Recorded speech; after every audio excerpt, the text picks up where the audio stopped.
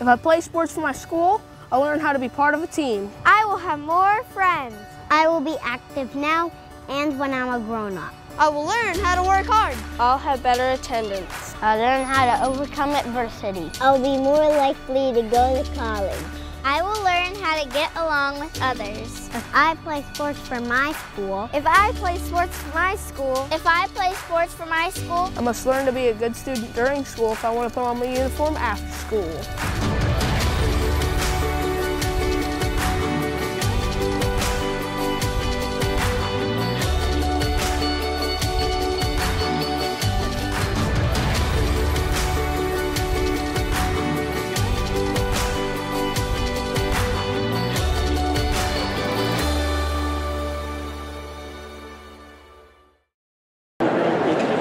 Ladies and gentlemen, please direct your attention to the video screen above the arena floor.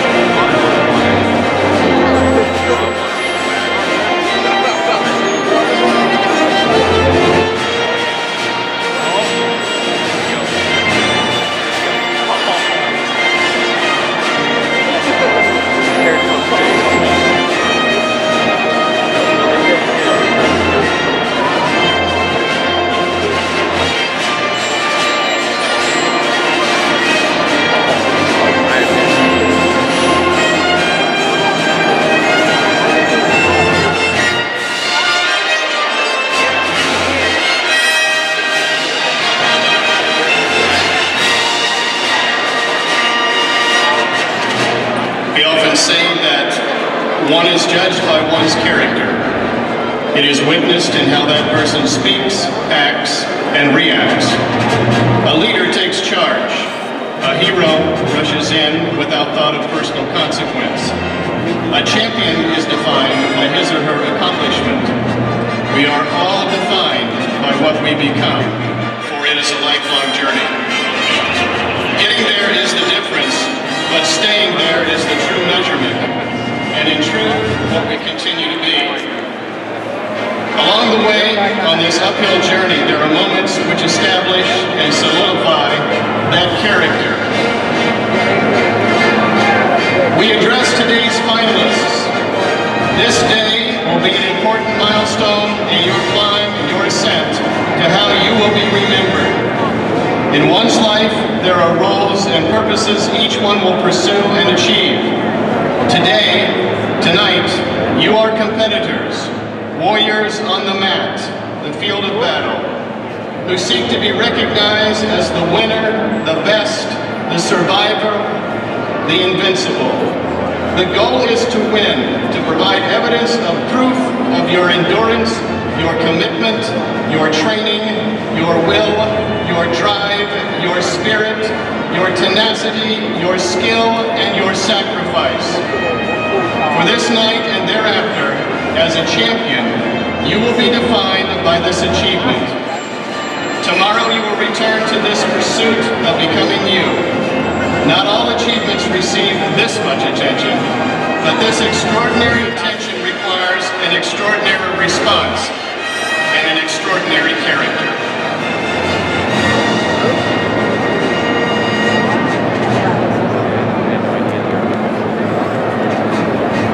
Ladies and gentlemen, your attention is directed to the arena floor, the area in front of the head table.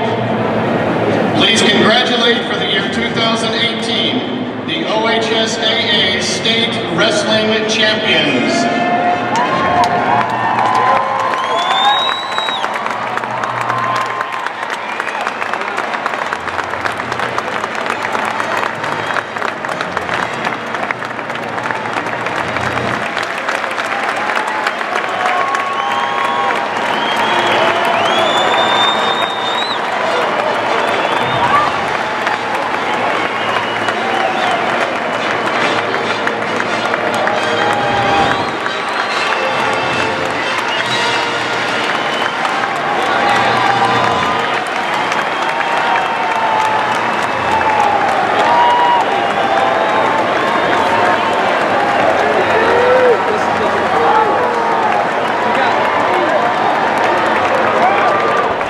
Field of Saboteur with MATSIDE. To my left, I have Ryan, my son, and then we have John Cahill with his son Jake doing the match today at the 2018 quarterfinals of the Central District Ohio State Wrestling.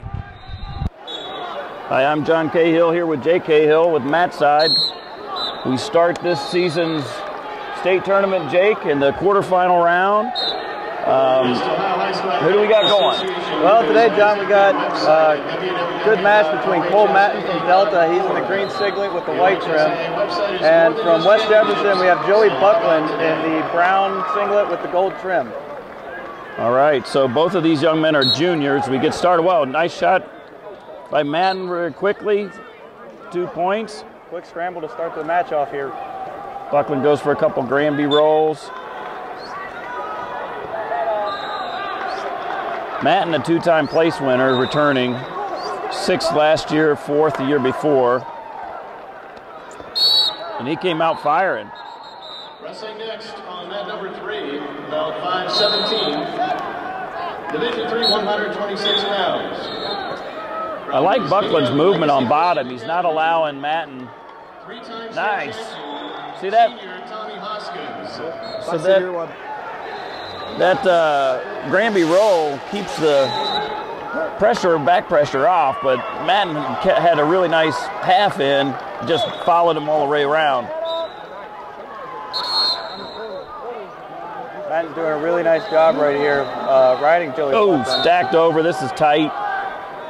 He's got that in pretty deep. He does. He got over a minute time too, so Buckland's got to try to get his arm through there. Oh, nice. He was able to. That was really deep. I mean, Buckland did a nice job squeezing and getting that arm through as he was rocking there. But score now, commanding lead for Matten, 4-0. So he only got a 4 count on that, Jake. On the back points.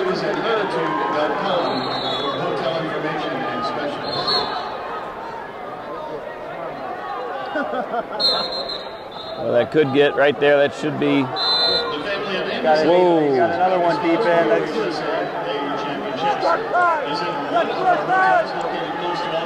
That's real. That is deep. You got 10 seconds left. Buckland's just got to fight through it.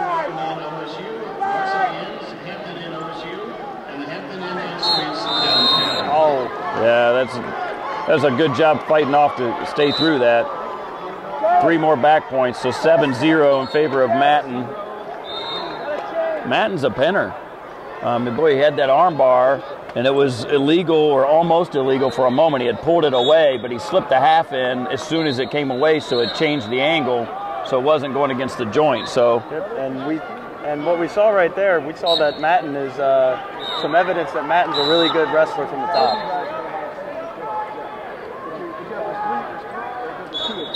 So at that point, it's an interesting. So Matten's got it. He comes up to his feet and then is waiting for the top man to do something. So false start, caution goes to Buckland there. Good switch over step. Now Matten's doing hand control. Yeah, good call there by the official. You got to try to make an attempt to return the man, which wasn't happening. Buckland was just hand fighting. So he's got to lift. He's got to try. Yeah, you got to make. Yeah, absolutely. You got to. That's just losing your place in the match there because. Good quick shot there. Oh wow, nice. Wow, that was a nice counter by Buckland. So if you're Buckland here, how do you get back into the match? You're down 9-0 with just over a minute to go in the second period. How do you get back in this thing? Well, you get it. You're halfway through the match. You've got to climb back in. Just score something here, right? So,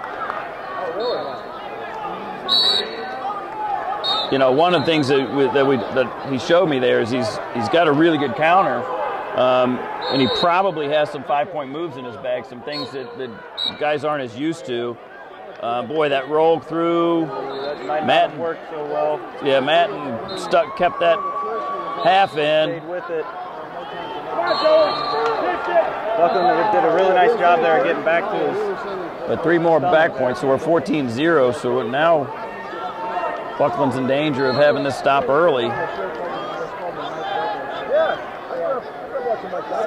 So it's really just got to. Well, first things first here. I think he's just got to get up and out and get back to neutral. Exactly he's right. That he's been really good at the neutral position.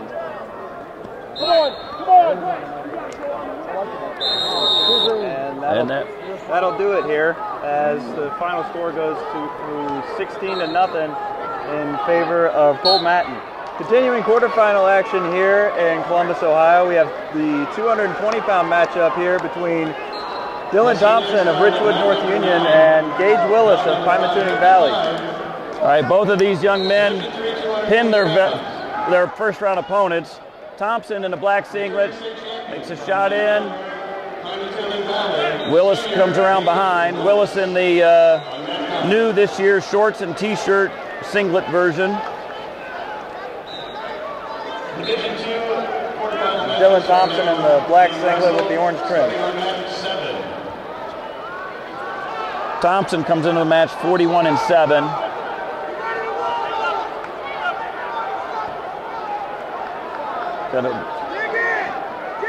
Willis has that butcher pretty tight. He's reached around to the head. He's trying to lift it. A good bridge there by Thompson. Very good. He's got to keep fighting and get through.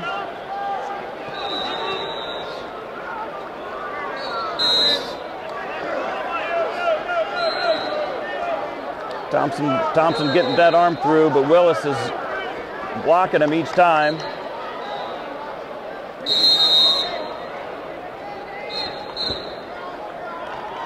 Good tough match there. So your returning state champion wins that match with a pin. All right, here we go. Quarterfinal action. We have Logan Egan from Lancaster against Dustin Norris from Cincinnati LaSalle. Egan returning 4th place last year at the state tournament. Norris from LaSalle's a freshman. They're just filling out each other, trying to lock up an arm bar there, rushing. They're pretty scrappy. I watched this kid from Lancaster last week. He's real good on his feet. Let's see what he can do, Ryan. Hagen's a district champion from Hilliard Darby. Norris was second place last weekend at Kettering Fairmont. It's good head pressure here from Egan. He needs to take that down to the mat and then get around, but LaSalle fought him off. There he is. He's back on the head, Ryan. Yeah, he's tight. He's got good. He's looking for a reshot there. He needs to drag out of there or come up. See what happens here. They're going to call stalemate. Up, he came out of that. Still looking to get a shot here. No one's got a shot, really. There he goes. Gets in there. Close to the edge, though. He's got to pull him back inside, Ryan.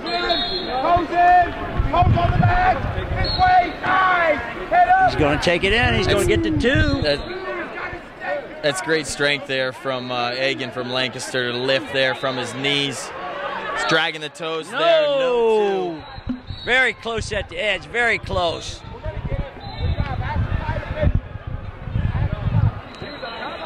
They're talking. Did he have 2 there? I thought he had 2. He had his on his base, and he was there. He wants to talk to the ref now. Coach is trying to say that was 2 right at the edge, which I felt it was. Ryan, he had him based down, and he was locked in on him. Like he was moving on his butt there. Egan kept his toes in. Officials no 2, so here we go, 0-0. 0-0, 36 seconds left in the first period. Again, good head pressure here from Egan. He's going to look to shot off that snap. Norris is looking for a spin behind there. Short 15 seconds left. We'll see if anybody can get a takedown here before the end of the period. Another good snap. Good snap. Attempt to shuck by there from Norris. We're still neutral here. Good movement, both wrestlers, and it's 0-0 headed into the second period.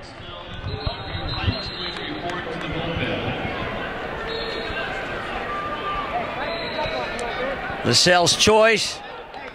They take down. LaSalle's takes down. Start the second period. What'd you see there in the first period? Just kind of a feel out from both wrestlers. Feel out, and I think that Lancaster boy needs to work the head more this second period, but he's got to try to ride him now. He's on top. LaSalle's set up very quickly. He's going to try for a reversal. He's trying for a switch. Now he gives him the 1. It's a good quick stand up and escape there from Norris. LaSalle. Minute 45 left in the second. 1-0. Norris. Looks like Egan's going to have to pick up the pressure here. He's got to start working him more. Snap downs and maybe arm drags there. He's trying to fight him too much with his arm. Norris is controlling his wrist right there. He's got inside control. Egan's trying to roll wrist there and establish a tie. There he goes. He's maybe in on a front headlock here. Let's see if he can get 2. See if he can bring it. He's got to be a little heavier on the head. He's trying to go through the crotch to get to a cradle. He's fighting it, though. LaSalle's fighting it off pretty good. Norris is fighting it off. He's coming back up. He's in on him. Nope, and they're out of bounds. Good head pressure there from Egan, but he can't get to 2. He was looking for to cut across, go for that far leg. Norris has got a little bit of a reach advantage here. He's using his length and he's keeping Egan away.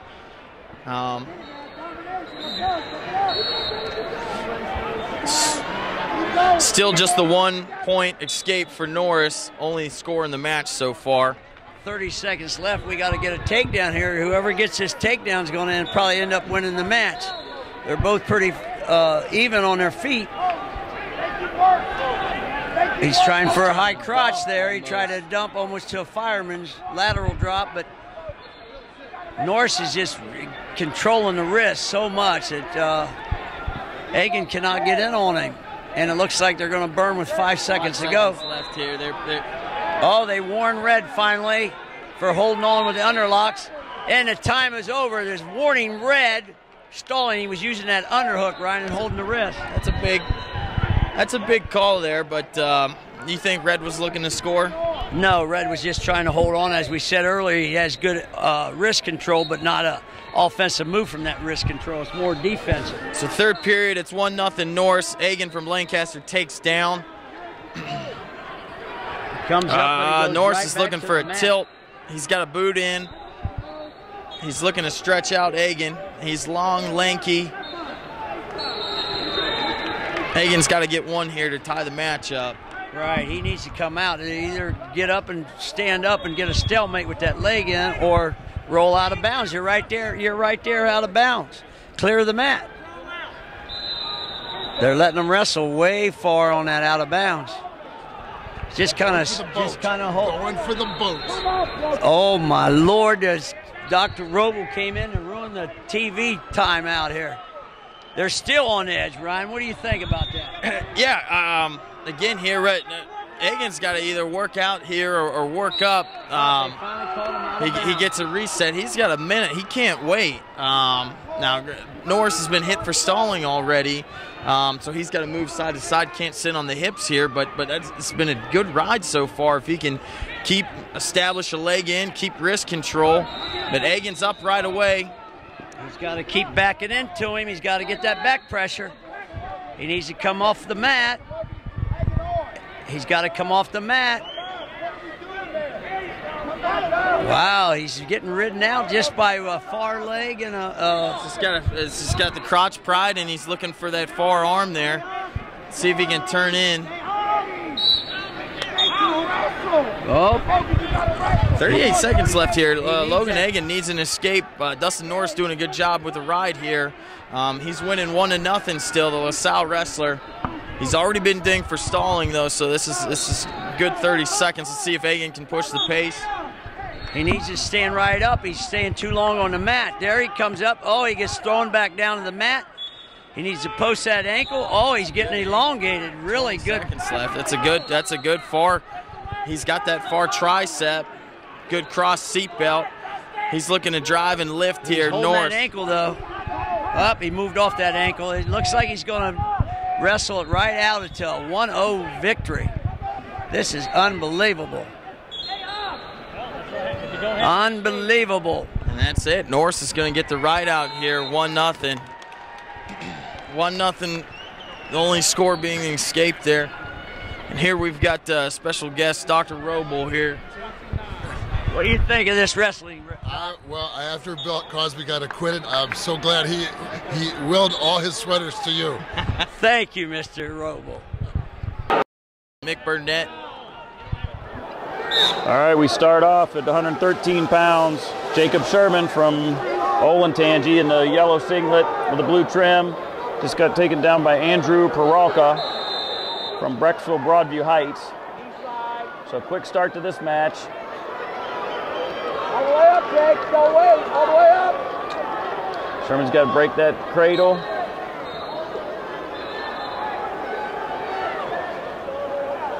Peralka getting the points. Not in a real good position to pin from that angle.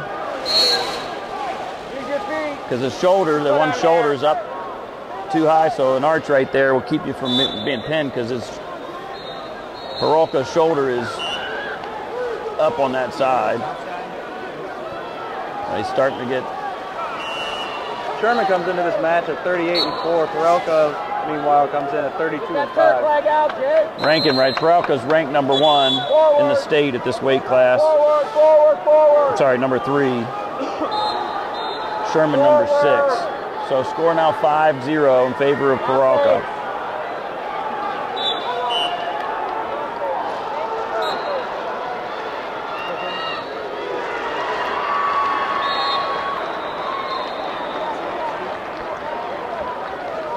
So action slows a little bit.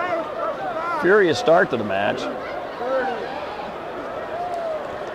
And Sherman's really just got to get a point here if he can. Climb back within 4. To your feet, to your feet, to your feet. To your feet. Peralka goes with a crossbody ride. Really just kind of riding the period out right now, not really trying to turn. 7 seconds to go.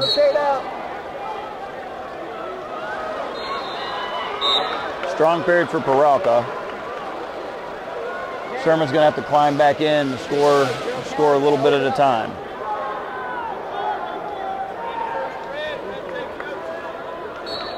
Let's go, open up. Let's go. Shot, Jake, your shot.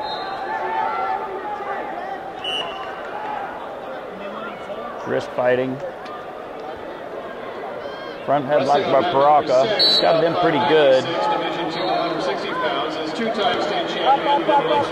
Coming around for that quarter. Sherman does a nice job sitting the hip to get away from that cradle attempt.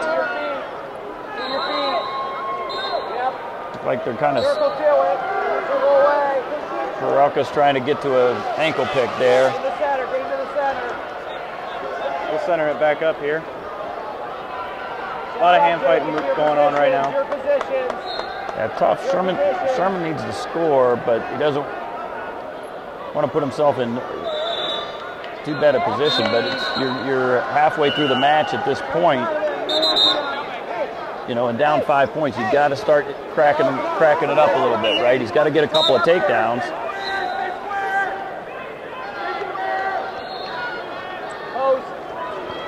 Shot from outside, no real angle on that. You got to, you know, really need to try to get an angle on your shot. Oh, nice kip attempt. So he really kind of used that shot more as a setup, right? So used the shot in, allowed the defense to happen, then got an angle. But needs more of that. Really got to get to his offense. He keeps trying to get into the Russian arm tie.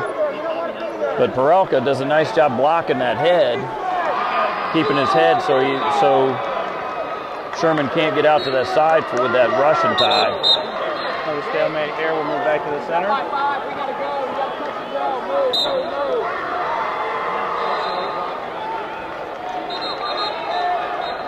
Got 20 seconds left in period number 2. So that's what I need. That's what Sherman needs to get more action. So shot, reshot, shot, reshot.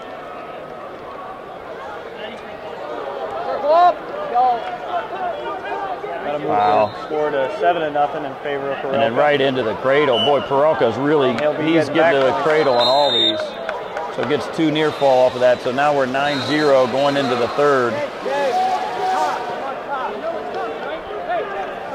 So if you're Sherman here and you're trying to get back into this match, what's the first thing you do when you're starting on top here? Well, you got to stop his motion, break him down, get to your stuff on top. So you got to get at least a back points, but really you got 2 minutes. You might be thinking pin here, right? So if you can get those, so he gets his legs in, just got to get a deep half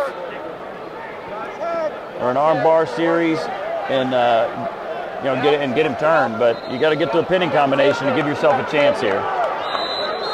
Because right now you've already worked about 30 seconds off just getting to it. So he's going to have to get the boot out here pretty soon. On the near side, he's got to get the leg out so he can allow him to turn.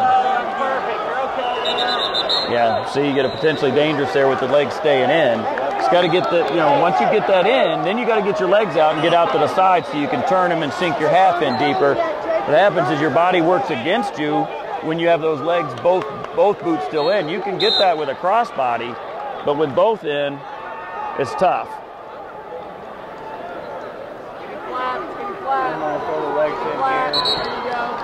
And Peralta's doing a good job with what he needs to do, because he just needs to keep motion, you know, keeping a good base. Just keep trying to get up to him. Don't let him ball up on you. And he hasn't had a stalling call either, so he can, you know, he can afford to not do as much work and make Sherman do all the work here. Sherman's got to get that half in. He's getting it in deep.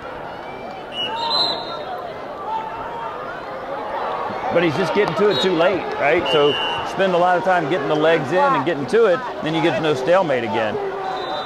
So he's got to get him broke down, got to get that half in, and then get working on that turn. So first.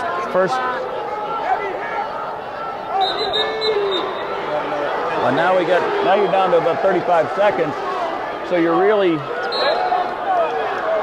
got to get it done now. Now you're probably looking at more of a pinning combination than before, aren't you? Well, I mean, you got to get to the deep stuff. So right now you're talking if you a little bit more high risk, right? So you got to get to it.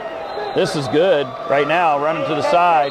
Got to just keep going. Give it all the gas you got in the tank. Just run that around. Got 20, everything you got, buddy.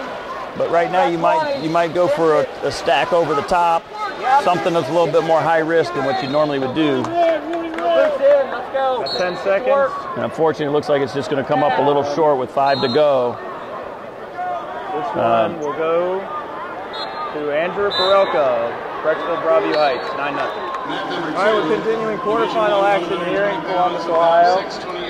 Up next, we have Jordan Maselli from Olentangy Liberty in the white singlet with the blue trim. And then we have Bryce Heppner from Lakewood St. Ed's in the green singlet with the gold trim. Ooh, wow.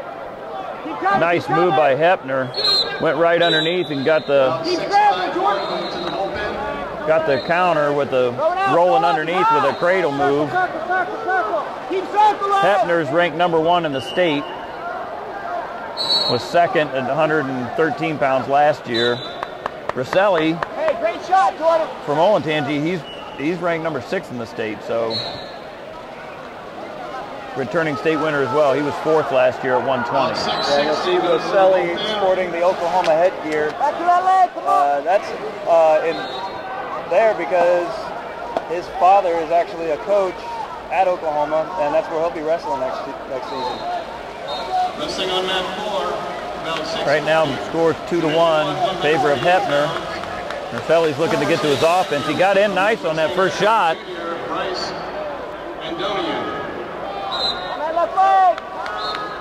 But just wasn't able to finish. Heppner beat him to the punch on the finish.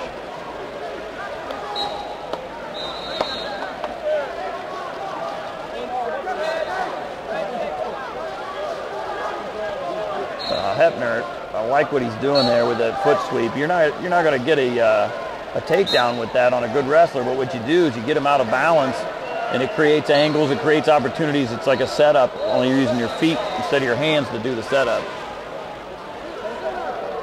Got a little guy doing that. I'd love to see the upper weights use that more often too. Nice deep shot. Now he's got to finish. Got to watch that roll through. He's got to watch that roll through. Don't sit there, don't sit there, don't sit there. Hey, at the end of period #1, the score is 2-1 in favor of Heppner. He defers. Rosselli takes a down position. Strategically, he's looking to get his 1 point, tie the match up. If he can get a takedown, then he'll go up. You know, the idea is you go up 4-2 going into the third period, but now you got to execute all that. So he's got to get out first to get his 1, which he's on his way. Blocking that cradle off. Get that top hand, Jordan.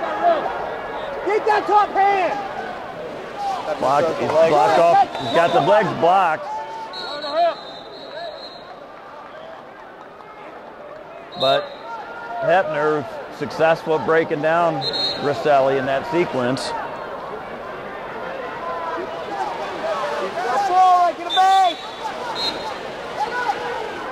But Heppner's got a weird, his legs around the waist more so than in. Now he's got the Turk in. He's going to try to kick that hip open his hips up. He's really doing a nice job right here, staying on his stomach and not getting turned. He's coming forward, so yeah, that's a bad, I mean, it's a regional thing as far as that goes. I'm not a fan of it because you got your guy on top throwing legs. If you haven't been down underneath on the legs, it's hard to do much of anything. He was trying to come forward. And it's not like Rosselli was just, laying on the ground, laying on the mat and just riding out time. Well, there's one thing when you cover up, he was giving it, he had his arms, his shoulders, he was trying to move to work his way up. Heppner just was doing a great job of keeping his hips pinned. So, at any rate, gets the stalling call nonetheless. 668. Move to the bullpen, please. Looked like he might have been able to get free there for a second, but Hefner did a good job of taking him back down. Yeah, tough with that Turk. You get that crotch pried open. And, you know, he had an arm between his legs and pried that open. It's all you can do to get back to your base. Closing on 15 seconds left here in the second period. But Hefner's. Come up with that. There you go. There you go. Yeah, that's just a bad call by the referee. That's a horrible call. I don't know what he's looking at. Yeah, the referee is clearly in favor of the Cleveland wrestler because he did a 2 count and he wasn't even looking at it. He listened to the coach. So, you know, you got the St. Ed's coach. He gets a lot of calls at this tournament. Most of these officials cater to him. So he got it again. Vaselli's still within striking distance here, but he's really got to get his offense going right now. Yeah, the problem is he's got a referee that's just completely against him. So he's really going to have to dominate. He's probably going to have to pin him, quite frankly, because so far what I've seen is, you know, he's hit 2 stalling calls on him when the other wrestler has been riding the hips. So he's looking great for college, but in high school, when you ride...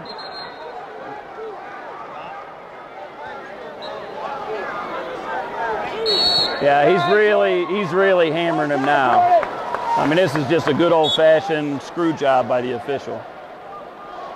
Go forward, Jordan. Go forward. Go forward, Jordan. So Verselli's got to know that, and so he's got to be cleaner on all of his technique is what has to happen. And that's the one thing that you just can't, you know, you get a good pinning combination and you get a guy's back on the mat. Referee can't take that from you. So now it's 6 to 1.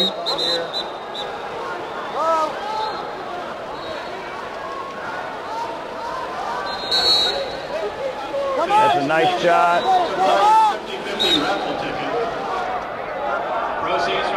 Wow, Hefner's just. And it'll be a stalemate. Yeah, I don't know. I guess it's because that had happened several times that the official called that. It looked like Hefner was going to score off of that, though. We'll take home half of the jackpot. Right now, the total jackpot is $61.50. The winner will be announced during session number 3. Good shot again. Nice deep shot. He's got to stay good form here and not get that. But Hefner's just got a heck of a wizard.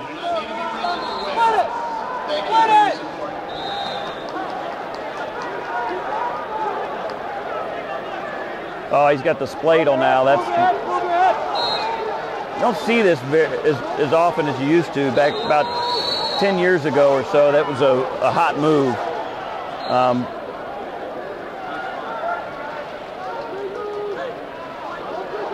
15 seconds left to go in the period. Yeah, Verselli's got to come around to that other ankle. But boy, Hefner's just using that to pry his opponent open. And this one's going to go down as a 6-1 victory for Hefner from St. Ed's. Yeah, I mean, Hefner did out-technique that match. He deserved it as a wrestler. It was tough for Verselli. He probably gave up at least 1 point, probably a couple of points there just from the officiating. Attention, please. The following matches should be in the bullpen. 627, 638, 649. Here we go. We're at the 126-pounders quarterfinals. We got Micah Norwood from Lancaster in the blue and yellow singlet and the green. And then also we got Mick Burnett from Elyria in the black and red. Burnett for Elyria, he's a sophomore. Got 6th last year in the state tournament at 106. So he's up a couple weight classes here at 126 in Norwood. He's a highly talented freshman here from Lancaster, district champion, middle school state champion. So this is his first time here at the Schottenstein Center. 30 seconds in, just kind of feeling each other out. Each wrestler's got good low stance, center of gravity, and looking to get in on a single leg here. Yeah, and they're both standing on their knees, though. They need to come up a little bit more off their knees to score here. Let's see what happens.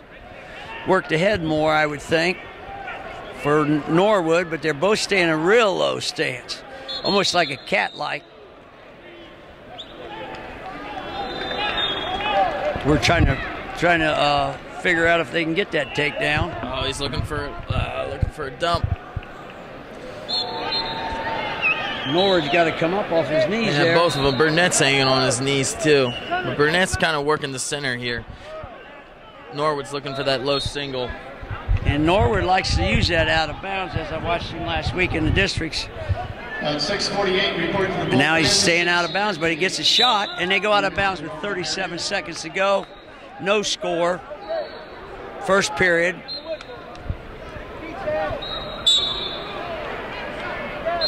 They're filling each other out. They have that quarterfinal blues, I think. They're afraid to shoot. 25 seconds left in the first period. Still no score.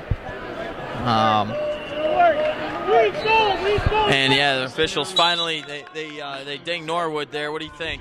Yeah, well, he kept backing out, and that's the kind of wrestling he tries to do. He tries to get the single leg, but he also tries to drift to the out of bounds a lot. But now he doesn't have a chance to drift. He has to keep coming in, and he has to get that takedown. Now it's going to be 0-0 start the second period, it looks like. And we're waiting on the flip of the coin. No score there in the first period between Micah Norwood and Mick Burnett. Micah Norwood, though, had been warned for stalling. Here, Norwood wins the coin flip. He's going to take down. Burnett starts on top here. He's got wrist control there. Looking for that far wrist. Get a cheap tilt, it looks like. He's trying to. He's got Norwood broken down here. Let's see if Burnett can work a turn here. Norwood's got to build a base. Yeah, I don't know if they can do that, though. He's got to try to come back and get his knee slide and get up and out. He's getting ridden pretty close. He's got his head on the mat. He needs to come up. I don't know about that tripod again. There we go. Up, he's up and out. 1-0 to Norwood here. A minute and 20 seconds left in the second period. Let's see if anybody can get a takedown here. Yeah, he's trying. He's trying to work it. He's trying to scramble, but he needs to get off those knees. Both guys wrestling so much on their knees right now. I don't know. It's hard to score on them.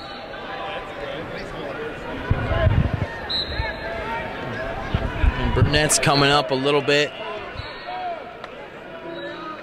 Burnett's working the center here. Norwood, both the wrestlers, they're giving each other respect, giving each other space, but can't score from that far out. Right, and they need to start to open up to get move the head a little bit and get into the body.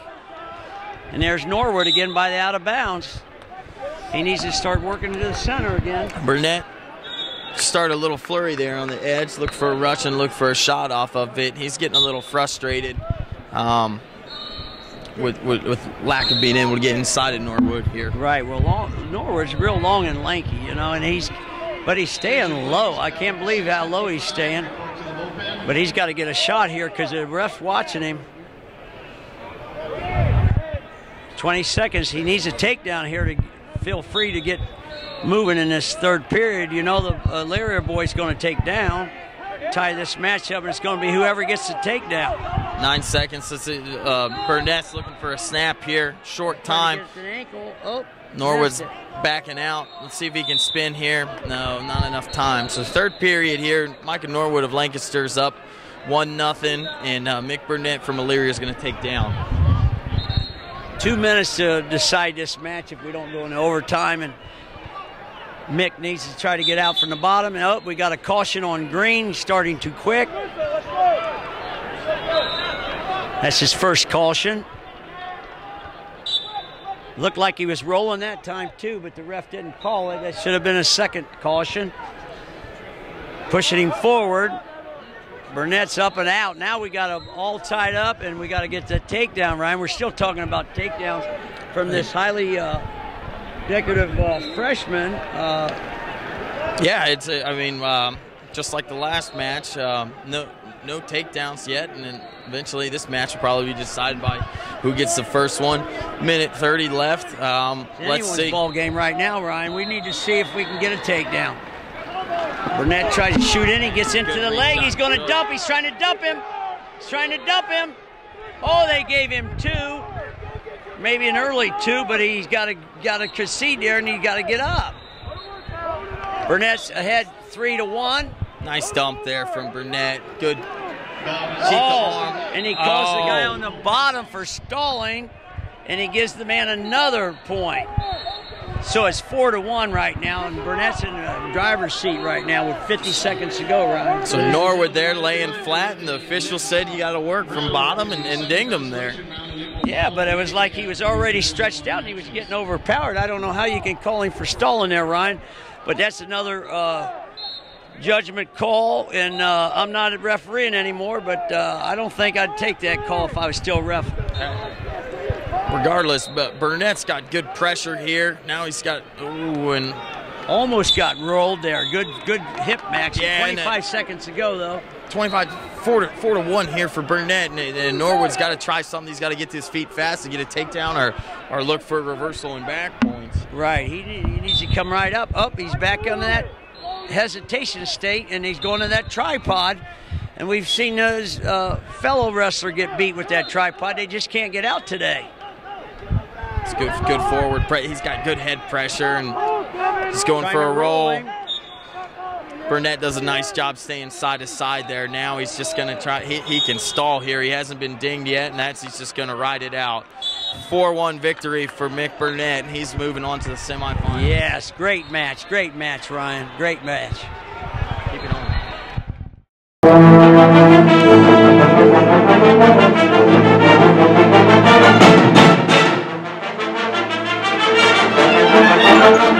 Hi, I'm Archie Griffin.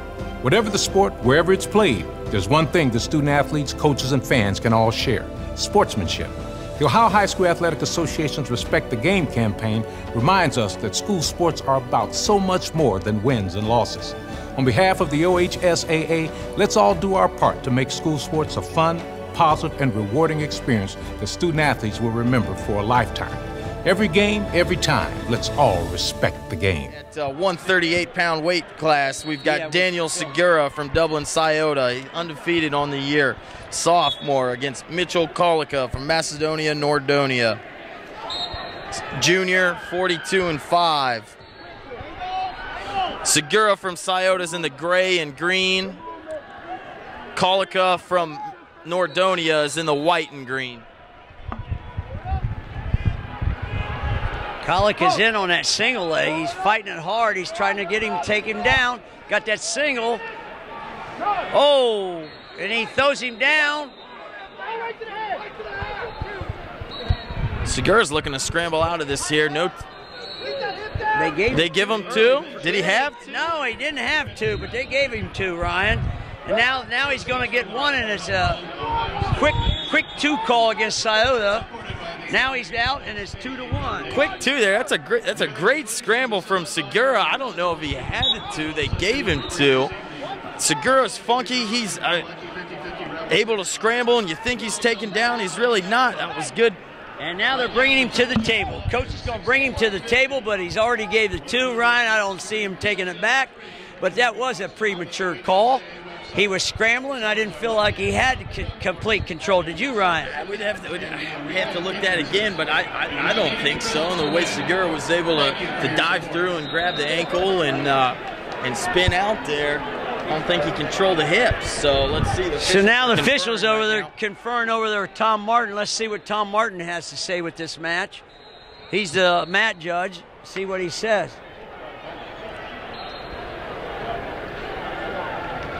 They're still conferring.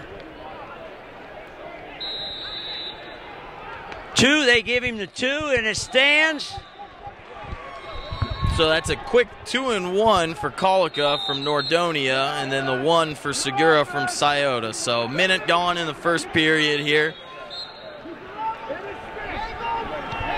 Oh, he gets another dump. He had him walking into him. He's calling. Oh. There's 2. No back points, though. That's a great dump from Kolika. Yeah, he had a circle motion, and Segura went right into that dump. Now he's trying to get up. He's going to get up and turn in. Nope. Looked like they're out of bounds to me, and they call it out of bounds. 33 seconds in this first period, and he's losing 4-1. Segura's got to come up. Yeah, let's see if he can get one here. We're back to the middle.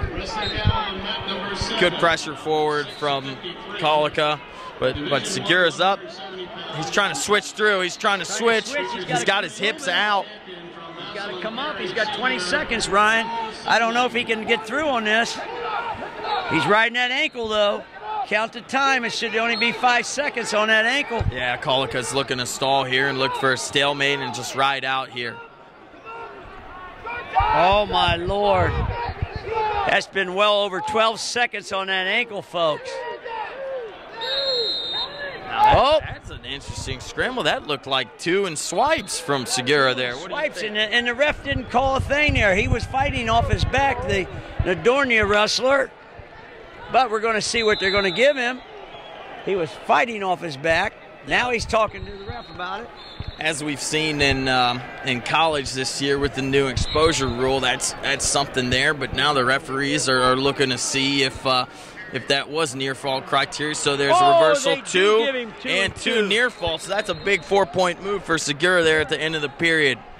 Yes, that was a big move. And then, you know, he was already got that. He got that from the mat judge. Now, but the scores needs to be changed, Ryan. So did they give any near fall or just 2 reversal there? Was that a 2 and 2? Scoreboard only has 2 reversal. Hey, I think the scoreboard is wrong. It should have been 2 and 2 he matched, but look at the scores, 3. We're confused on the criteria, so there's a reversal. Segura takes down. Colica's going to let him up. So as it stands, it's 4-4. Colica's in on a single leg. He's looking for a cradle here, and there's an escape for Segura. So 6-5 as it stands. So no near fall then for Segura? Yeah, at the end of the first period, I saw the referee go 2 and 2, but evidently the Scioto coach didn't argue about it, so the score stands 6-5. Your offense! 130! 130, man! Segura's trying to get that rush in. He's trying to get inside control with that. The other fella's pushing away. He's backing out. That's a stall, but he gets It's a nice single leg. Nice low single leg. He's low on that ankle. He's trying to come up and finish, but there you got Segura. Oh, he's got a cradle locked up. There's 2 and now back. Lord, let's see if he can get the fall. Points. It looks like he's going to get the fall, Ryan. He's got him tight. Oh, my Lord. Is it Lent season? Because that looks like a crucifixion. Oh, my Lord. Oh, my Lord. This referee's got glasses on. He needs to get the fog out of him. That is clearly down, flattened out. Boy, that was going to try to stud it. He's going to try to hop over and stud it. He's trying to stud it. Right there. Oh, there it is. There it is. He's got him. He's on there. He can just stay there all his rest of the second period. Oh, he's getting him now, folks. The referee can't see. That right shoulder's up. It probably was down earlier, but now 20 seconds left. Let's see if Segura can get the fall here at the end of the second period. Boy, he's going to put some tire on this Nordornia kid. This is just wearing him out with this cradle for almost 40 seconds, Ryan. 8 seconds, man! 5! And he's not going to get the fall here in the second period, but he will get 2 and then 3 back points. So that puts it to 6-10 in favor of Daniel Segura, Dublin Scioto. And Colica's going to take neutral. He has to take neutral. He's got to get the takedown. Yes, this is unbelievable. He's got to check him there. He's got to get that cradle. He's trying to get that cradle from that far side, Ryan. Now he snaps the head down. He's got to get a high crotch out of there. There's your high crotch right there. He's looking for a cross up. Oh, he's trying to bully him a little bit. He's pretty comfortable here. This lead kind of plays into Segura's style. He's good. He's good in defensive situations, as we can see. He's very. Colica's looking for a dump and great movement. Oh, that's 2. That should be 2. He cleared the mat with that, Ryan. That was unbelievable. He head shucked him and he got to 2. Now he's up by 6 points with 1:20. third period. It looks like this Central District wrestler is going to the semis. See Segura on top here. He's got a 12-6 lead with 1:15 left in the third. Deep, tight waist. Good tight. He's throwing the legs in, it looks like. He's trying to buckle that right leg down. Got the ankle hook, no leg. Now he's got a tight waist and a far claw. Look, he's trying to stack it up. Oh! He's trying to stack. Coach DeSabato, please report to the head table. Oh, he throws him back with no points, no points. He's still got that elbow locked. Look out, he's going to walk towards his head, and he should walk right towards the referee. Don't stay behind. He's going to keep that ankle hook. He's going to keep the ankle hooked here, pin it, he's going to tighten that, putting the wrists on his back. Keep that legal. And really, he's burning time here. He's doing a great job right in. Now he's going to walk to the head. Towards the ref, now he's got that bar up. Oh, he's got that bar tight. He's got it tight. Oh, my. And he's just going to hang in there now. With a butcher almost and walk it over. And maybe you can crucify him. Oh, I was thinking a double grapevine. He's got 12 seconds left. He can just sit out here and keep the major. There's his 3 near fall. And Daniel Segura, Dublin Scioto, is headed to the semifinals. That's unbelievable. Great mat work on Daniel Segura. Great comeback. Great comeback. Now we have... from Brunswick, senior Matt Field. So we move on to the next match for Central Ohio. It's again on this mat, and we get Alex Gore from Lewis Center, Olentangy. He's in your blue singlet with the gold trim, going up against Victor Voinovich from Brecksville, Broadview Heights. Voinovich takes a first shot attempt. Wrestling now on mat number 7, 6:53. Both these wrestlers, again, ranked in the state. Voinovich, a freshman, ranked 3rd. And Gore, a senior, and he's ranked 7th. So, seeding's working out. Winner of this match moves on to the semifinals and is guaranteed at least a 6th place finish. Ooh, nice shot. I mean, that just was fast and deep, and he didn't stop. I mean, wow, reach back. It's a tough thing to do in wrestling. You reach back like that. Usually at this level, you get to the state tournament, you reach back and turn your hips open, you're getting put on your back. But he got away with it on the edge of the out of bounds. Some wrestlers are have a different style about them. They're more flexible, and they're able to get away with that. Most don't. So we talk about the senior and the freshman going against each other. Is there an advantage that Gore has on Voinovich right now, being a senior, or is the experience that a senior has over it, or is that not not as big a factor in a state tournament like this? Yeah, it can be. I would tell you, you would think that it would be more of, but there's a lot of the young wrestlers now that are in clubs and choose that one sport early, and they've been wrestling since they were 5 or 6 years old, especially Brecksville out of that Cleveland area. So it doesn't, if Voinovich, and he looks like someone that probably has been wrestling different states, at a high level freestyle tournaments in the summer, then he may have just as much experience as the senior.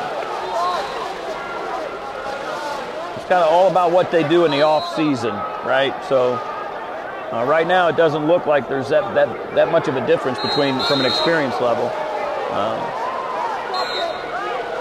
Voinovich looks like he's got the speed advantage in this match, and he's leading 2-0.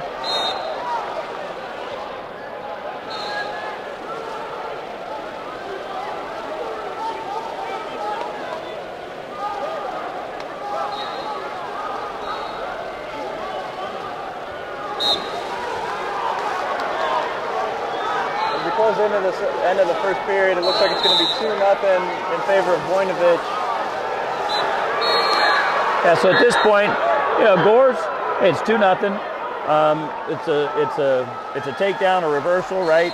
2 escapes, to get back in it. So Voinovich takes a down position. Again, his strategy is get out, stretch his lead.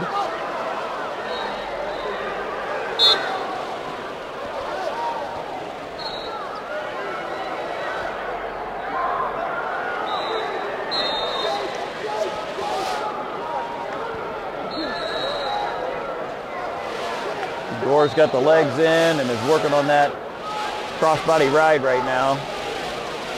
Trying to open those hips up.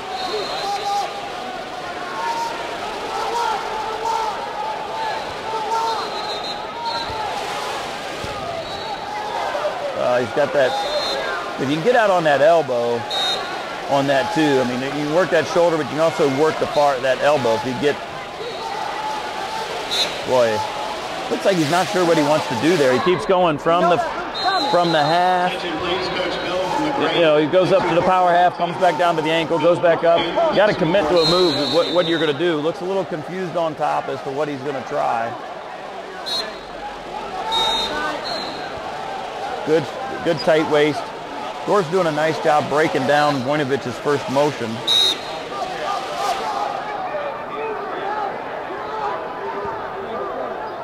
Got that. Gore did a nice job getting those legs in as he stood up. Nice long wrestler. And now again, Gore's got to do something with that. He's got the leg in, but again, there he goes. He wants both in. That's what he's been trying to get to. Put on your back. Put on your back. Wow, tough, difficult situation here.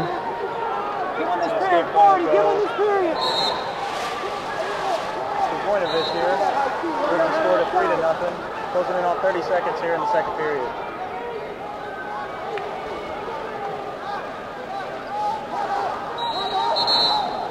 Still a lot of time for Gore to work with here. That'd be nice for him to score. If he can get a takedown at the end of this period, he would put himself in a good spot going into the third. Wow. But instead, it's Voinovich that does the other. Got a half in about halfway through, and that'll be the end of the Yeah, that's the thing. I mean, you know, and Voinovich has been doing an excellent job of lulling, and then, I mean, his shot is so fast. It's taken Gore by surprise, I think. I mean, he just kind of lulled him to sleep with it, and all of a sudden, bam, he's in there. So, you know, really, Gore's got to get on an attack. I haven't seen him really do much on the way of offense. Now he's attacking. Now he's stalking. But that was a sloppy attempt there back in bounds. So got himself back out. Good recovery there. But, you know, he thought he was on the out of bounds. He'd just take a shot attempt back in. But you can get taken down on that boundary. And boy, nice high crotch again. Keep his hip pinned. Keep the hip pinned. Watch there's no pressure on that scissor. Yeah, nothing. No points. That'll be a stalemate. Yeah, it's a way to recover from Gore, but Gore's down 5-0. He's got to get some points here if he's going to be back in this. I mean, it's too early to really worry about hitting a 5-point move, but you got to score.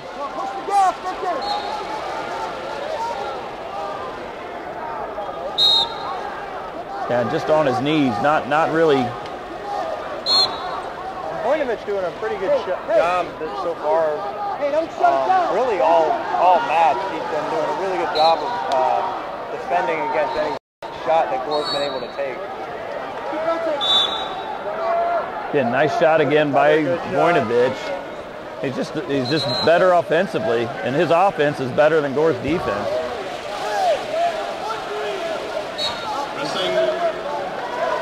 Gore may get a stalemate here, but he's losing time. I mean, he's down by 5.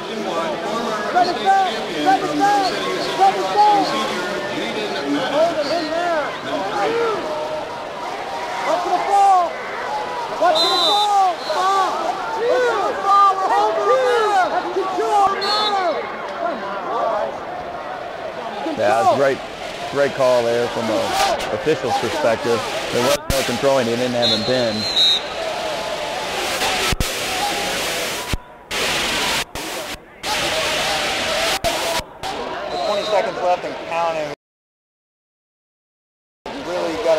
Yeah, Voinovich just right now. and Voinovich did a great job. He's just not stopping.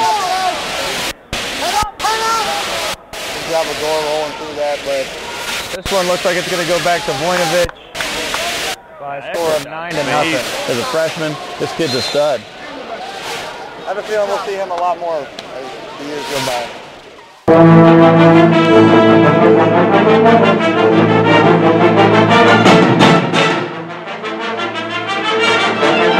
Looking for future leaders we can believe in? Look no further than the high school student athletes right here in Ohio. High school sports teach young people how to be effective leaders. It includes learning to listen, accepting responsibility, being a good role model, and it's about respect. The result, it transcends sports. It gives us hope for the future. This message presented by the Ohio High School Athletic Association and the Ohio Interscholastic Athletic Administrators Association. Here we go for MAT 1 state tournament quarterfinals. We've got Jake Marsh, Marysville senior, against Drew Wykers from Centerville. Jake's going to be in the blue and white, and Wykers is in the black, yellow, and white there. Jake will have the red anklet, and the other fella's going to have the green anklet. And they're just filling out each other, just trying to get head pressure. Marsh, returning state placer, he got 6th back in 2016. Gets a head and arm on him. He needs to try to get to that ankle, Ryan, get off his knees. He's got good pressure. Let's see if he can get his elbow back and score here. He's got it locked and try to whip it back. Tried to knee tap it there. Oh, he's chasing the ankle. He's now getting he's got the head down. He's getting to him, and now he's going to body lock him, see if he can take him to the mat. No score. He's got to return him to the mat. There's pressure. There's 2. 2 from Marsh, and he's going to cut him right away. So there's 1 escape. Minute 15 to go. It's 2-1 Marsh.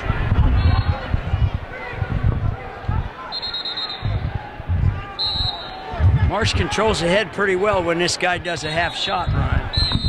What do you think we need to do to get in on Marsh's leg? He's using good hooks too. Good low center of gravity.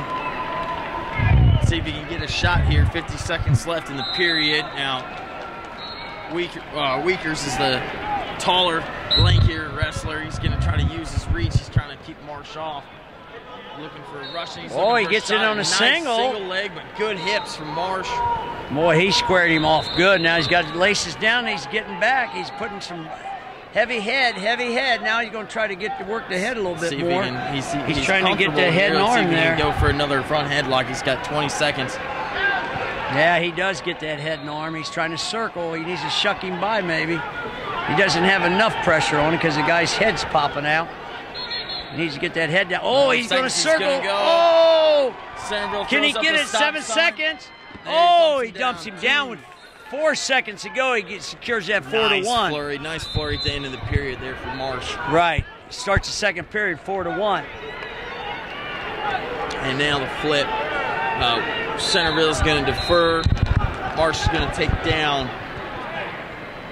Leading 4-1. Going into the second period.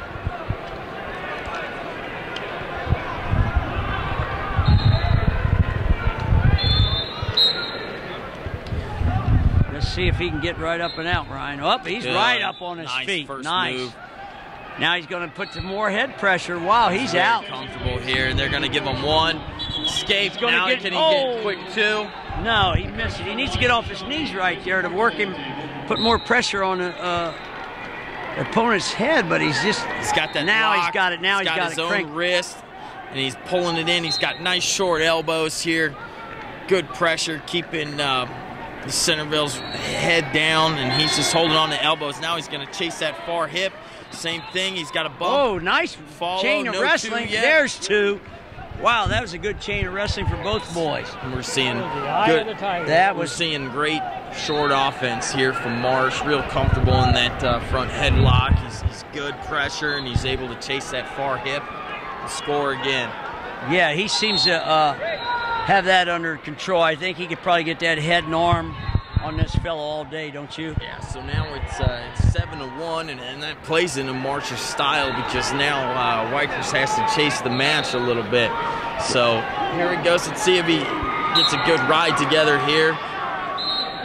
Or if he just claw, he's got a tight waist. He's just trying to maybe wear a little energy out, and then you know what? I'm up 7-1. You're going to have to shoot on me. He's looking to chin it back, but he better get his leg back a little bit, though. He's got far ankle pressure. Wykers is in on his leg, looking to try to get into a scramble situation, maybe stalemate and back to referees. Yeah, but Marsh is comfortable here. He can kind of ride him loose. He's hanging his head a little. There he goes. Better head position. He's got good forward pressure here. Now he's maybe tilt it from here. He's trying to thread that arm through, but now. Wow. Marsh is just moving real quick on his feet. He's going side to side so he doesn't get warned for stalling. Act like he's trying to move and try to pin him. Now he's got a far wrist. He might look for a turn here. He's got 11 seconds. See if he can get there. He's got the hips broken down, and he's just content here. Now he's got a boot in. Maybe just work on his hip a little bit and ride the period out. That's another good period for Jake Marsh, Marysville. Centerville's just going to take neutral. Doesn't want to waste any time on the mat. He's down 7-1. Here we go, third period. See if he tries to shoot and see if we can get Marsh to do that head and arm again. I mean, that's what I would be doing. I'm winning 7-1. Quarterfinals of the state tournament. I'm going to just kind of circle and move. And, well, now he's got the Russian on him. He's controlling the match. Controlling the ties. Controlling the middle. He's not reaching. He's got a lead. He's waiting for the Centerville wrestler to make a mistake, and now he's in on another front headlock. There he goes. Now he's going to belly bump him. Take him right to the mat, and he's got that arm bar secured. That is nice. He's going to have to ride him out a little bit. Time is just ticking in Marsh's favor, Ryan. He's winning 9-1. He's got that 8-point win. He's got it secured pretty good. Left. I just ride real loose on my toes, try to act like I'm going to get a head and arm, and if I can get it, I can get it. If not, I let him go and go for takedown again. Push him away. He's still in control.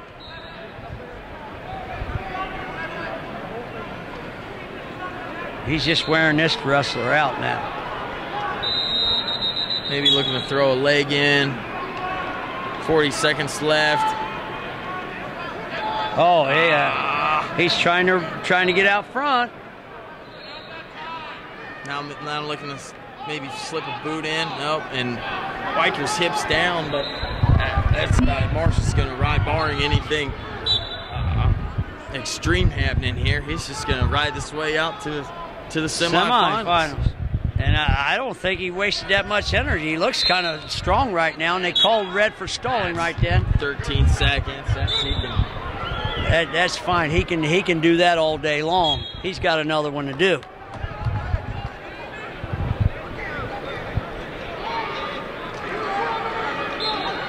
He's bumping forward.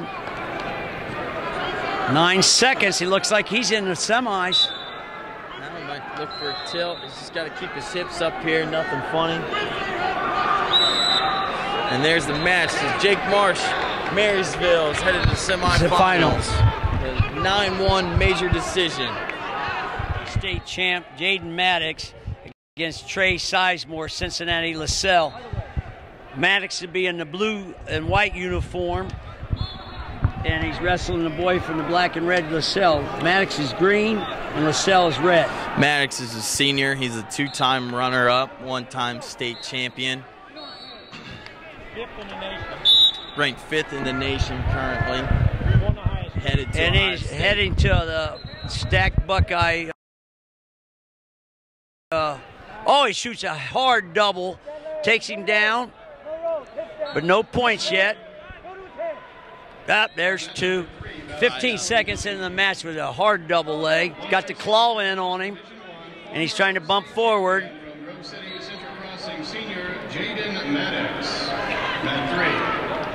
He lets him go. He cuts him. Now he's trying to work on his feet again, trying to get that, secure another takedown. He hits a dump. He's going right for the head, though. He doesn't have the 2 yet. Doesn't have the 2. He's going to try to pop his head. There's 2. He secures it, goes right up to an arm bar, and he's working to crank that arm across the back. Forward high here, but he's got good pressure, and he's got the head. Oh, he's got that claw across the throat. Oh, and there's back points. He's counting them. He's counting them, folks. Tight claw on a far wrist. There's 3 back points for Maddox. So a quick 7-1 lead. 48 seconds to go in the match, or the first period, I mean. And he throws the legs in. He's trying to work on that neck again. Both legs are in. He's getting him elongated. He's going to try to throw a half, Ryan. Oh, there goes the half. He's going to roll him. He's got him buried. Nice. He's got that far. Oh, boy. He's got to sink his hips a little bit here. Yep. He's got 20 seconds here to get the pin. He's got to get it, man, so he can rest up for the semis. Get some food and water in this tight. Yeah. Good fight here from the LaSalle kid. Yep. And there's the end of the period. There's 3 more back points for Maddox. That puts it at 10-1 at the end of the first.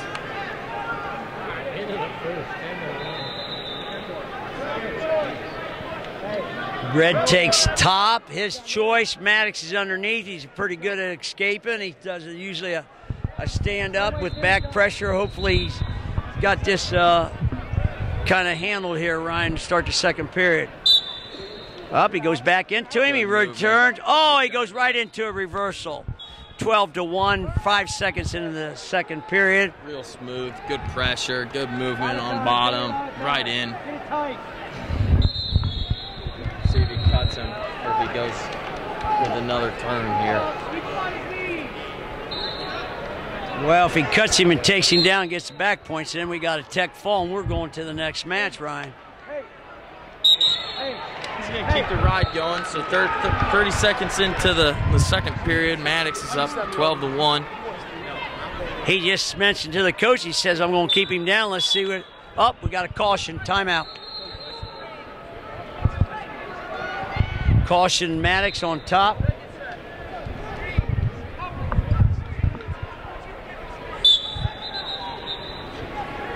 Oh, he cuts him. I guess he didn't want to ride him.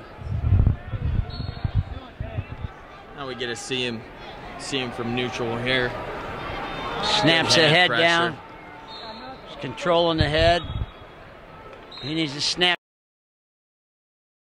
down. Oh, there's another violent shot right through him. He's stacking him to his head. He's going to roll to the half. Right into the half. That's something you got to train a long time to get that perfected. Oh, he's got him pinned. It went down very quickly. Smooth transition there. Maddox, 3 minutes of wrestling and ends with a fall. He's in the semifinals for the 4th year in a row. Next we have...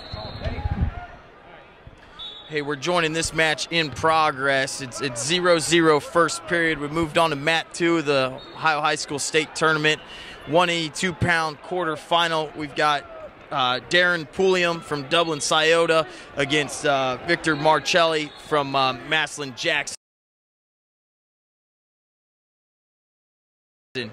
Oh, he gets in high on a high crotch. He's got that single. He's got to try to pull him in. Oh, he pulled him right in. Oh. Back point. Nice shot. Nice job. He nailed him to the mat. Where's the guy ranked that he's wrestling? Pulliam from Scioto is only a sophomore, but Victor Marcelli from Massillon Jackson, he's 53-1 senior, currently ranked first in the state.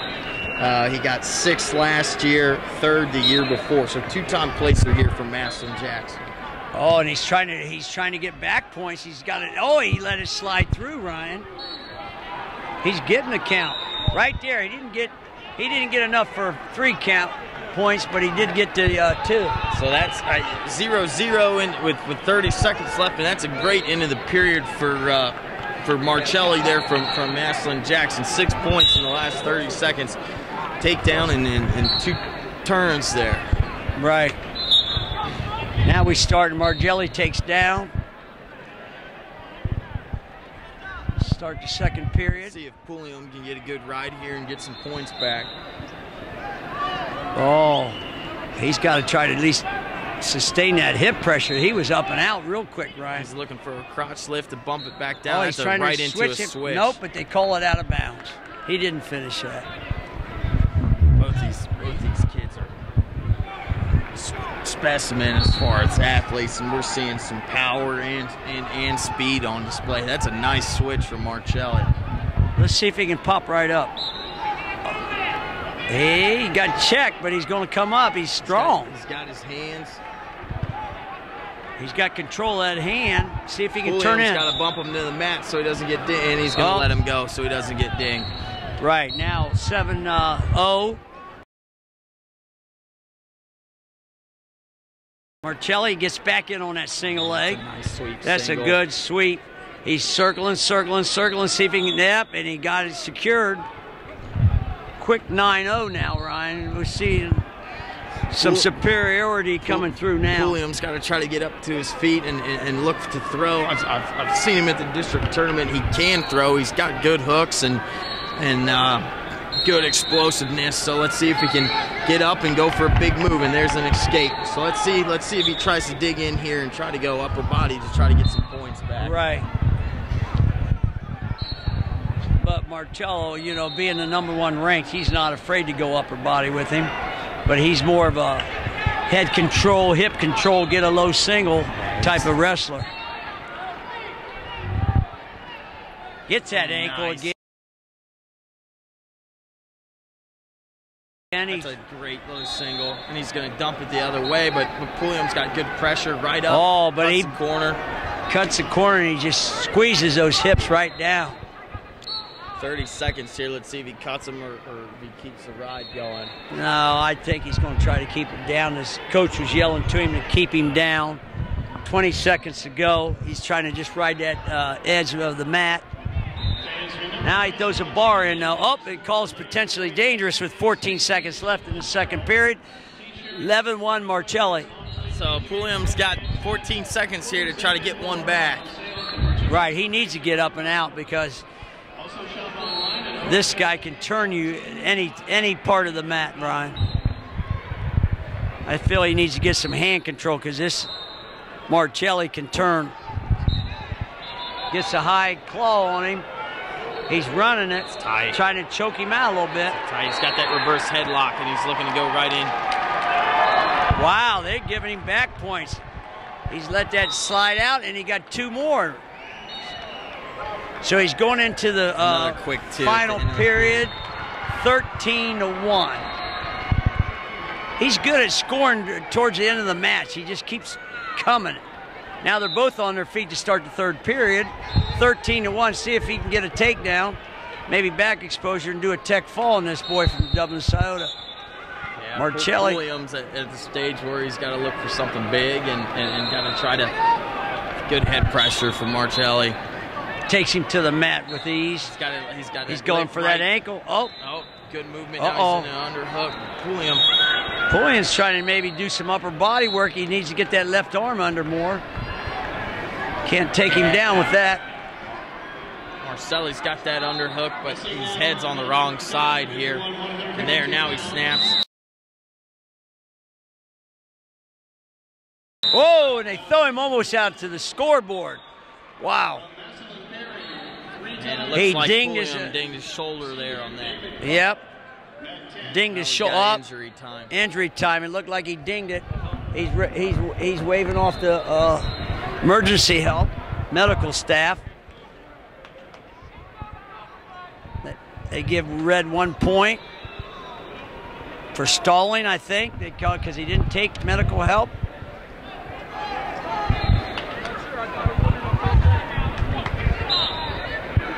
Back on their feet with 1:20 to go in the third period.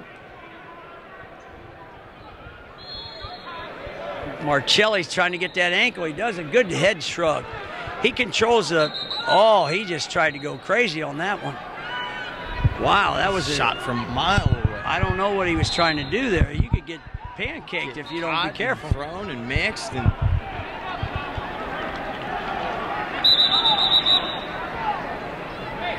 54 seconds left.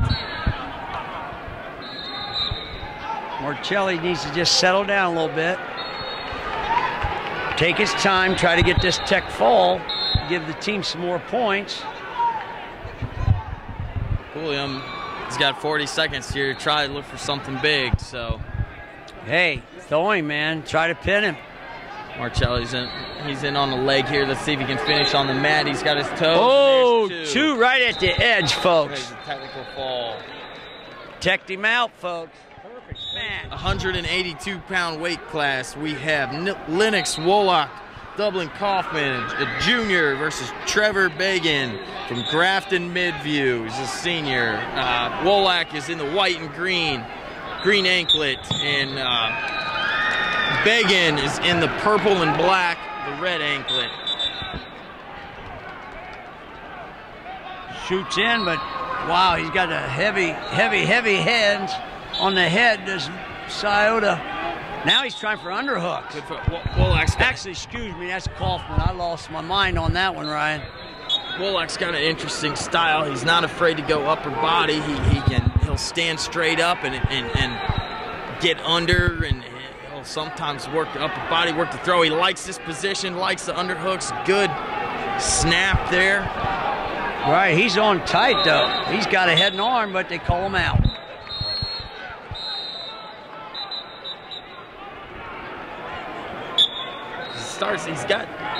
Keeps his arms down to start, but he's got good forward pressure. He's driving this kid right out of the circle. And wow, there's Dave for stalling. Yep, he went right. He backed all the way out to the out of bounds. That was a great call by the referee. Now they caution green. Caution green for his hand on the mat to start. Yeah. Bagan's in right on his shot, so he's warned for stalling, so he gets after it. He's in on deep a single, but they're both going towards the out of bounds. He needs to try to, oh, he's coming through the center. Wolak's going to try to scramble here. He's got that leg. He's got it. He's going he to got elevate it. it. Oh, he switches in. That's he nice got scrambling. him. Nice. 2-point takedown. He scrambled right to that. Bagan's got his hit. Oh, he stacked his back. He's out of position. Oh, my Lord. Oh. So there's two back, but then two reversal for Bagan. Two reversal. Boy, that looked like there was more. It took him forever to get around on those back points. You can count as you're walking around. 30 seconds left in the period. Wolak's got a 4-2 lead here. Yeah. He's got up. Let's see if he can get a point here. Oh, and they call that for potentially dangerous. They're both off the mat. 18 seconds left in the period. Let's see if Wolak can get out. Bagan's got to keep him down to keep the score at 2-4. Right. Oh, he goes into hips back, but why don't go to the mat? You're not going to get out. Nice tight waist. Oh! Tilt and he rolls through. No. Oh! There's no arm. Get your one. One. Right at 2 seconds to go. Nice escape. You've got it. Looked like Bagan was going to get a turn there.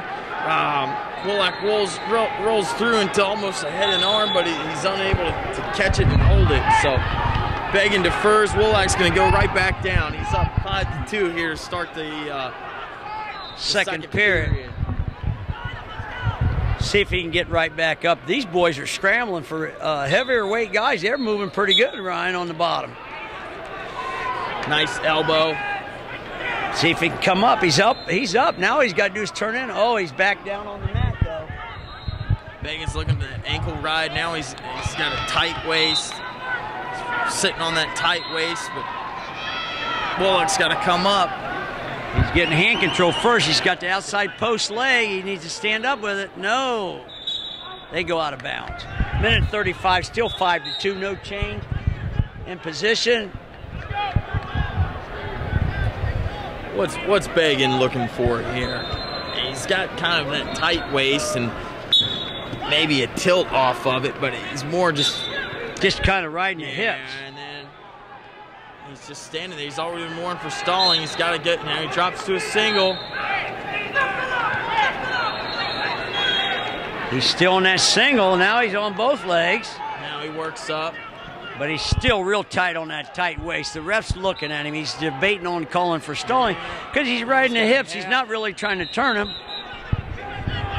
Uh-oh, now they're back on their feet. Wolak's got to keep it on the mat here. Now that's stalling. He's just laying on that leg. Sitting on that ankle. Sitting on that ankle.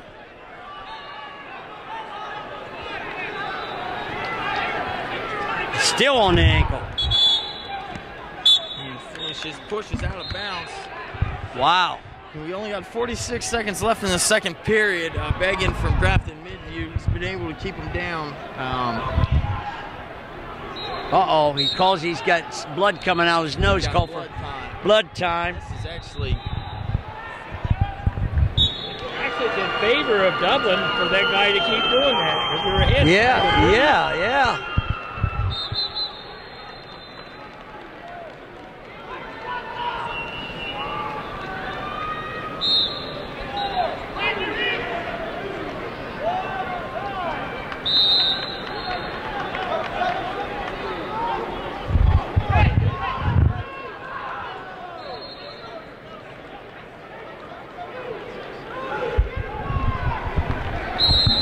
like to just apologize and make a note. This is Gary Wokajans from Barberton in the purple and black. Got the wrong bracket here. This is Gary Wokajans. He defeated Beggin from Midview 5-4 in his opening match. So we've got Wokajans here on top from Barberton. Wolak still from Kaufman on bottom.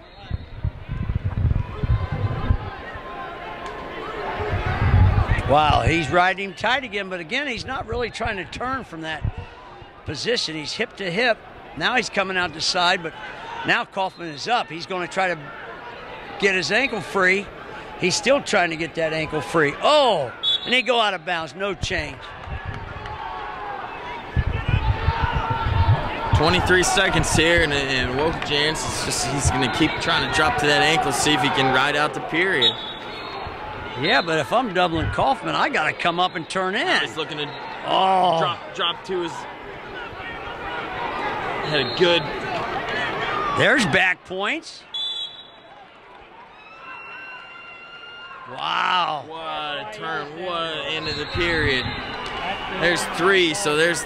Tie up, right at the edge. Tie match.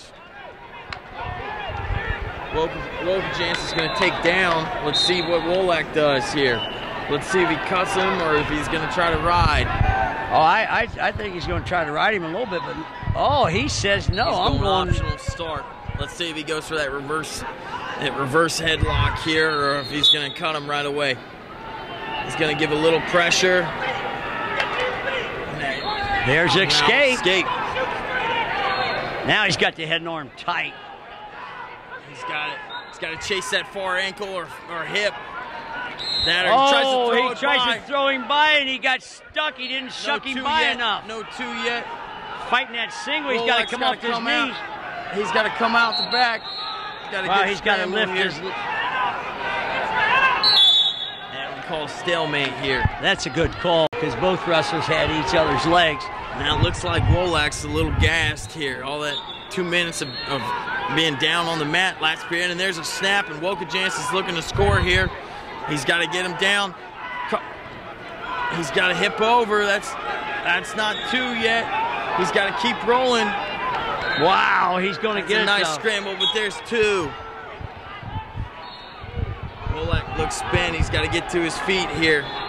Yeah, he is seriously gassing. Tank is low. He's dropping his head. Let's see if Wokajans, he's just kind of sitting there. He's not looking for anything. They go out of bounds, 54 seconds. What do you think he's going to do on top? And we're going right back to that tight waist. Probably look for an ankle, and if Wolak stands up, he's going to drop right down to his single leg. Right, he's only been warned once. I'd give a point away. You're up by 3. Uh-oh, caution green. Second caution on green. Second caution on Wolak. Yep. Wallach puts his head right on the mat. He's almost like he's tired. Now he's trying to get up, but man, he's getting tight. He's looking to whip. He's looking to turn in. He's got good pressure. He's got good hips. He's got to get out. And he's wasting too much time, though. He's wasting too much time. Well, he's going to get the one. Now he's got to get a takedown tied up. Oh, he shot right back low in. Single. Nice reaction from Woka Jansen. That should do it here. Wallach's got to get one here, and he's got to go big. Yeah. Wow. You get out, you got to have your hands down getting ready to get shot. Got that arm pinned on the back. Oh, he's got to try to lace it through. No, but he's sitting comfortably with 10-6 in the lead. He's just going to sit there. He's going to ride him out. The match is over, 10-6. From Barberton, moving on to the semifinals. Wow.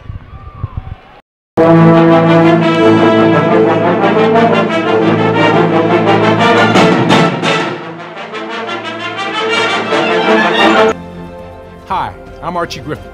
Whatever the sport, wherever it's played, there's one thing the student athletes, coaches, and fans can all share: sportsmanship. The Ohio High School Athletic Association's Respect the Game campaign reminds us that school sports are about so much more than wins and losses. On behalf of the OHSAA, let's all do our part to make school sports a fun, positive, and rewarding experience that student athletes will remember for a lifetime. Every game, every time, let's all respect the game. And we move on. 195-pound weight class. We have the #1 rated wrestler in the state, Jared Ball from Hilliard Darby, going against Micah Clemson from Canton McKinley. Ball in your black singlet with a blue trim, and Clemson in the all-red singlet. Clemson comes in today at 45-7. Ball comes in at 29-1. Ball last year took third place in the 182-pound weight class, and the year before also finished third in 160. He's got a deep. He had a nice takedown there to get up 2-0. He's got an arm bar in pretty deep. Yeah, get that wrist over. He's backing it over the top to get back points. You can get back points right there on the out of bounds this year. He's got to have his knees in. Yeah, no, he counted the 2. Unfortunately, we get the same official we had in an earlier bout, and he was then, when it was the Cleveland wrestler, he was very quick with his count. This time so again, I don't think Ball's going to have an issue, but this guy's, that's what we have sometimes with this regional piece of this is the officials have biases, they're human, just like the coaches and the wrestlers. The ball goes back after that, so you just got to do it in bounds. It might be that the official doesn't understand the rules because there are new rules this year. That could be as well. But that's less likely.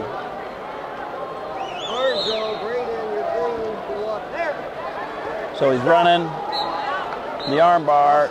He's going to tilt it back. He doesn't have a 45 yet, so he's not going to get points. Now you got hips. There's the count, 2 counts, and now you got 2 near fall, but he's going to have to change the lock or start over the count to continue to get your 3. Or the 2 near fall points that move the score to 4-0. So Ball's got a workmanlike match going here.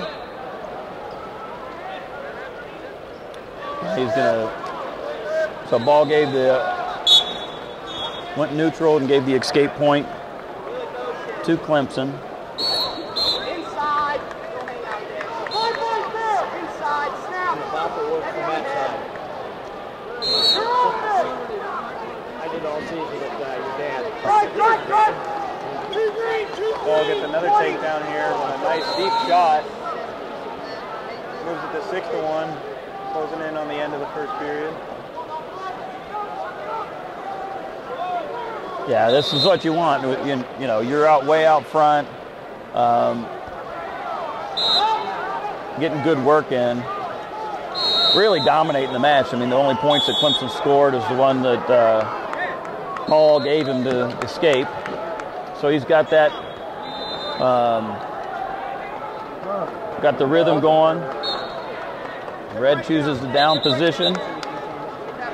Interesting choice there. I guess he's hoping that he'll get released, but he's already given up back points once, and it was in danger of it multiple times, and chose the down position. So interesting choice there. Well, Hall comes back to the armbar series. Logic behind him going to the down position might have been just to get a point and, you know, kind of earn it. Yeah, I think he's hoping he can frustrate Hall to get him in, give him that point again. Hall's looking for that tilt. Got to get an arm though to tilt him, and he so far hasn't got that in.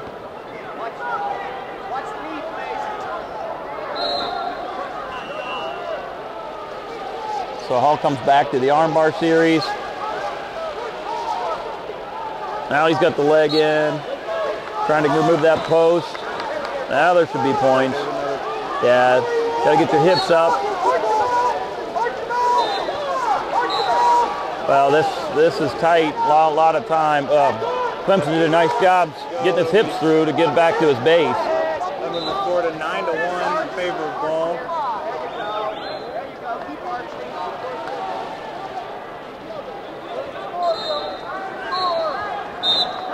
So now so he comes again with the Turk.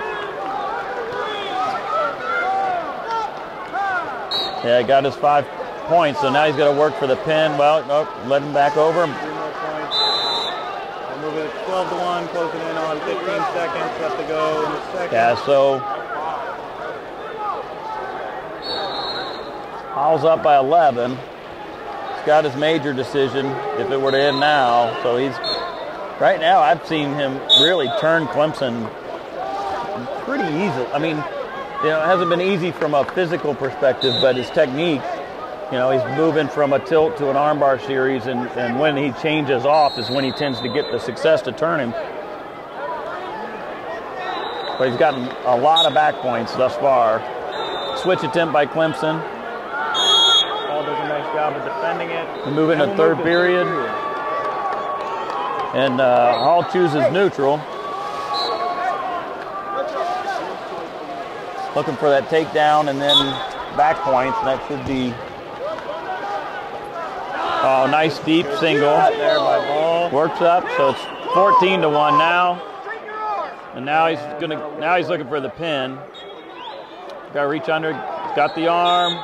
Wow, well done by Hall. Just a perfect match. And you got to think Chattanooga, University of Chattanooga, loved what they saw in that one. Absolutely. And we move to the heavyweight match.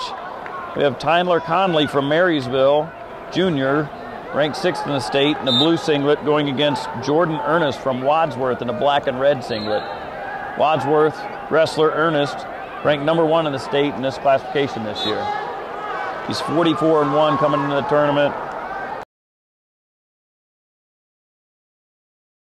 Placed 4th last year, fireman's carry right off the bat. Kept that arm, so he's getting back points. Wadsworth's got Connolly in a real tough position here. Yeah, he's got that head and arm, and he's got his hips flat. Conley's got to get... Wow. So 5-0 score. About 40 seconds into the match. And right to backs again. That'll be the pin.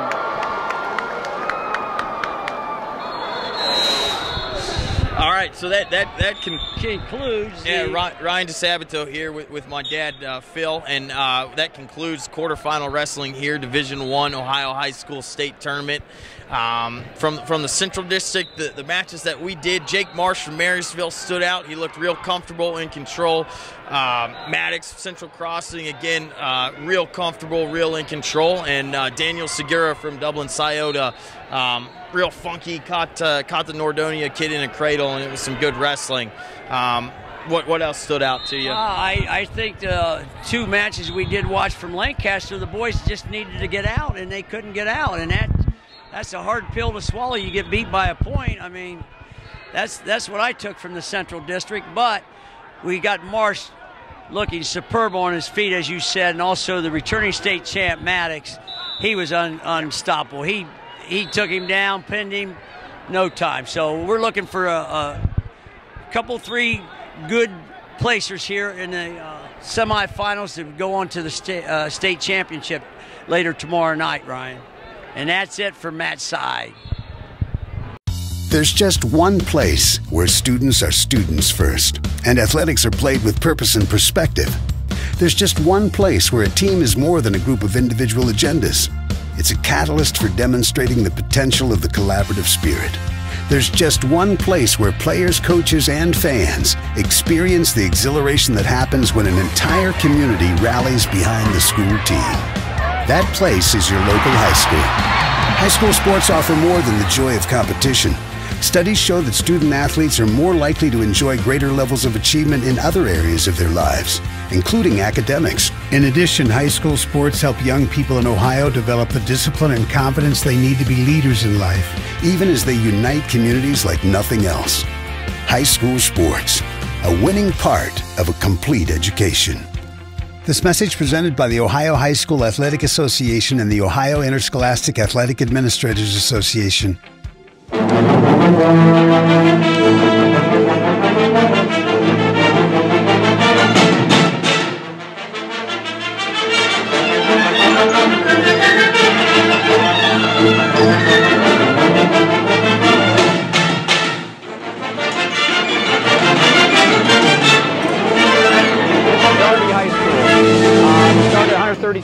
Welcome to MATSIDE TV. I'm at Hilliard Darby High School with the athletic director, Chris Ludman. Chris, first thing I'm going to ask is about the new mat in the middle. Can you talk a little bit about that? Well, the mat is actually the Central District mat, and we just borrowed it. Anybody out there that wants to borrow the mat, they're more than welcome. But it is a new mat. It's a little sticky. The kids love it. It's something a little bit different. It looks like a little rock, and they love it. And I know you host the, I believe, the districts here. We do, yes. Correct? Mm-hmm. Will that be here for the district meet? It will be here for the district meet. I'm just not sure if it fits or not. So that's what we're kind of looking for, because we put 4 mats out, these 3, and then the one over there. So we just have to make sure that it fits. But it will probably be here for districts. Yeah, I'm with Coach Josh Heffernan from Delaware Hayes. How about this mat that we're standing on? What do you think? I like it. It looks really good. We've had it at our home tournament for some, our home gym for some tournaments before. It's a little sticky. It's tacky. It's got a little bit of a different feel, but it's a wrestling mat. You know, you play on different baseball fields when you're in that sport, different football fields. Right. It has the same dimensions, so we're okay with it. Okay, I'm with Mark Reap, a veteran official in the Central District. Mark and I go back quite a ways. We've worked together, but this should be an interesting duel. Yeah, I think so. I've had Darby earlier this year against Worthington Kilbourne. I have not seen Delaware, but they always are pretty good. I mean, their coaches get their kids ready, and I think it's going to be a good duel tonight. We have a full lineup, so we got all 14 weight classes. Some pretty good matches. I know that Darby's got a couple state qualifiers, but like you just said, Delaware is always well prepared. Now I want to ask you a real tricky question here. All right. How about this mat? Well, it's interesting, isn't it? It's the first time. I've never officiated on stone before, so it's going to be interesting tonight to see. Hopefully we don't get confused with the out of bounds and the various lines. I think we'll get that figured out, but it'll be a new experience. I've never been on a mat like this. I'm with Coach Bob Stoll. I'm going to call you Coach. Okay. Bob and I go back quite a ways. I know you... the 70s. The 1970s. Yeah, Tell me where you've been during that time. I started out at Bishop Reedy as head coach. Then I went to Lakota in 1988 for 7 years. Then I came back to Dublin Kaufman. Okay. I know where we met probably was at Reedy when I was coaching. Oh, yeah. And then you were kind enough to hire me as an official. I'm not sure why, but you did that. It was a great tournament. I don't know. I don't think they're doing it anymore. But let's talk about this mat since I'm standing on it. Well, this is a mat that we had some donations, and we kind of put the donations with a little effort forward. And we we got some guys to donate some money, and we got the mat. And the official association donated part of this too, so that's good. But the mat is Resolite's first mat they used for the College All-Star meet last year up in Cleveland. It's a Resi-Lock mat. It's a top-of-the-line mat that they have. And so, you know, Hilliard Derby has the mat, and if anybody ever wants to borrow it for a tournament, they just contact, you know, Hilliard Derby, Moody, Coach Moody, and, you know, Brendan will set it up for you, and, you know, you just use it. It's great. I think it's fantastic. I know that I was talking to Josh a little bit ago. He said they've used it for their tournament. Yeah. I'm sure other schools will do that, and what a great thing that you did for this. And I'm sure that hopefully business is good. Oh, yeah. Resolite, since they came out with lightweight mats, it's incredible. It's just, you know, everybody's buying them up, and they're going to, everything's great. I remember some of the mats we used to have to roll around on, and I'm sure you do too. We started with horsehair mats and went to rubberized mats, and yeah, I've been through all kind of things. I remember Bob Dealey, when he was doing a program here, he'd have us in the sunshine. He had old horsehair mats, and he'd pull them off the walls for us to wrestle around on. You know, it's crazy. So, yeah. Well, listen, it was great to see you, and I'm sure I'm going to catch you down the road a little bit somewhere. So, good talking to you, Bob. Okay. Why do they officiate? For some, it's a way of staying involved in a sport they grew up with. For others, it's a way to pay it forward by helping kids who play today and tomorrow. It's also a great way to stay active, make extra money, and work with friends. And all of them will say it boils down to one thing: the love of the game. Find your reasons and log on to ohsaa.org to find out how to become an official. You'll be glad you did. This is the Ohio High School Athletic Association. Educate through sport.